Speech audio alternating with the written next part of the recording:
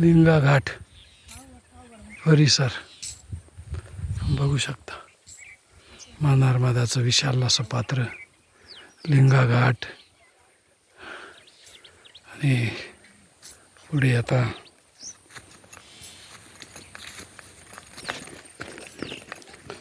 लिंगा घाटावरून निघालो नर्मदाच्या तटाने. पुढे आता घागरिया घाट आहे 3-4 किलोमीटर. रस्ता हे असा अवघड आहे.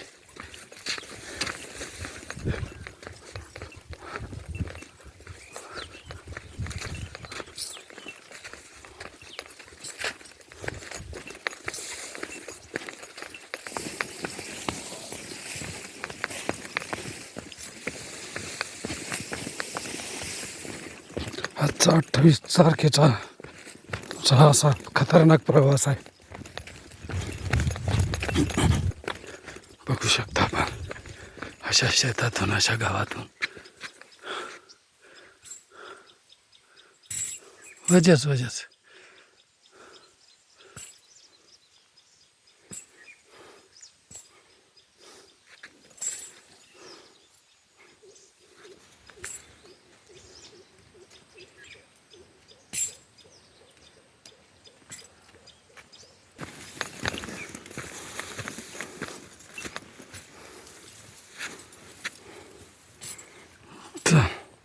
एक खंडेराव महाराज आपल्या बरोबर आहे प्रवास करायला. घगरोला घाट पर जाना है. घगरोला घाट.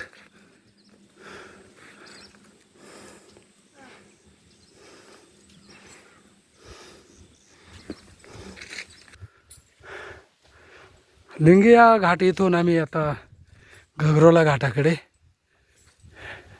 जात आहोत. खूप सुंदर आणि रमणीय असं मैयाचं पात्र आहे. बघू शकता आपण. मॅडम थकले आज तर काय इलाज नाही त्याला.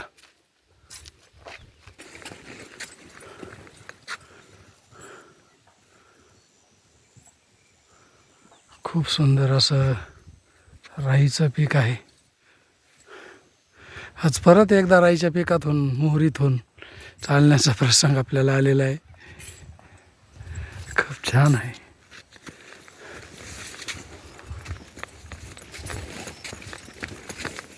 हे बघ बर का चर पडलेले. इकडे मैयाचं पात्र आणि या बाजूला मोहरीचं पीक, राईचं पीक.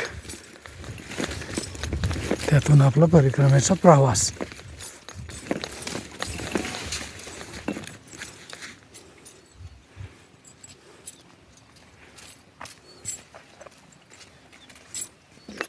हो ना.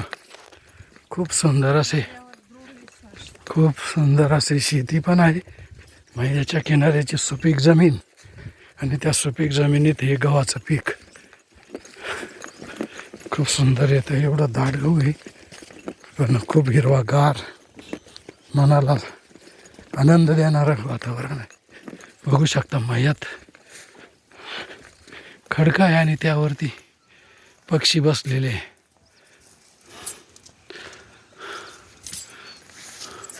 ते काय वाहत ते.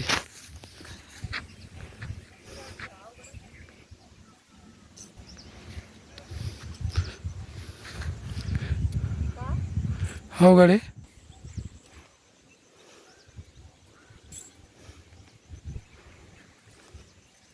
आजचा मनमोहक नजारा. आज पूर्ण दिवसभराचा प्रवास हा मैयाच्या तटानेच झालेला आहे. मैयाच्या तटानेच सुरू आहे. आता सायंकाळचा मुक्काम करता आम्ही पुढील घाटाकडे प्रस्थान केलेलं आहे. आणि मैयाच्या तटाने चालण्याचा खूप सुंदर असा योग आहे. आणि आजचं वैशिष्ट्य म्हणजे आज दिवसभर एवढी उष्णता होती, पूर्ण घामाने ओलं झालो. आज दिवसभरात फार घाम गेला, घामोघाम झालोय आज. नर्मदे हर, नर्मदे हर, नर्मदे हर. महादेवा की जय हो, महादेवा की जय हो, ओम महादेवा की जय.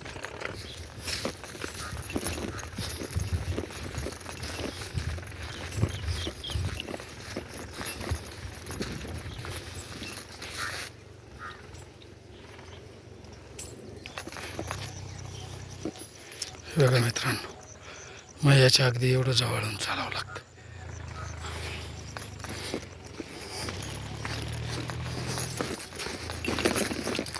परिक्रमेचा खतरनाक प्रवास.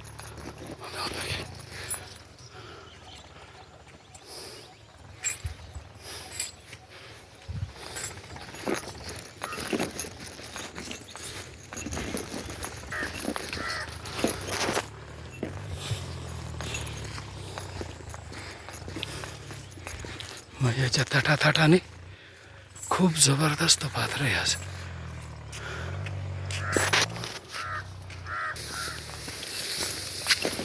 एका बाजूला मैयाचा तट, एका बाजूला गावाचं पीक.